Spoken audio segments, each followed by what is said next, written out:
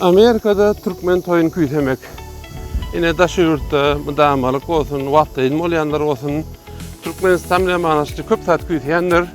Onların içinde belki de men fikrimçe esasdan biri Türkmen toyudur. Ne bizim Amerika'da vattayın molyan döwrümizde bir näsana Türkmen toyu videosunu tomaşa etdik. Köpün tanamam yok. Yöne esasat tanamak değil. Esasat Türkmenin toyuna, Türkmenin bak toyuna videoda olsa da tomaş edip uyanmak.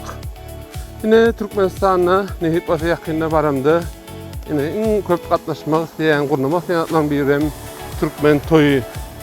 Türkmen toyunun esasen son kıvırdaki Türkmen toyunun esasatlarının biri hem şeyle palatka. Yine bir tanışım şeyle palatka hizmetine başlattır.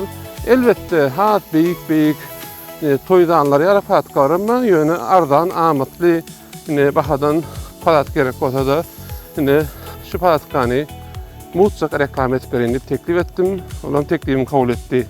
Esasen Balkan vilayetinin Türkmenbaşı şehri, Türkmenbaşı Travi, Aktaş şehirçesi şu tarafta yaşayanlar için şu palatkan kurnayanın telefon belgesini paylaşıp bilerim.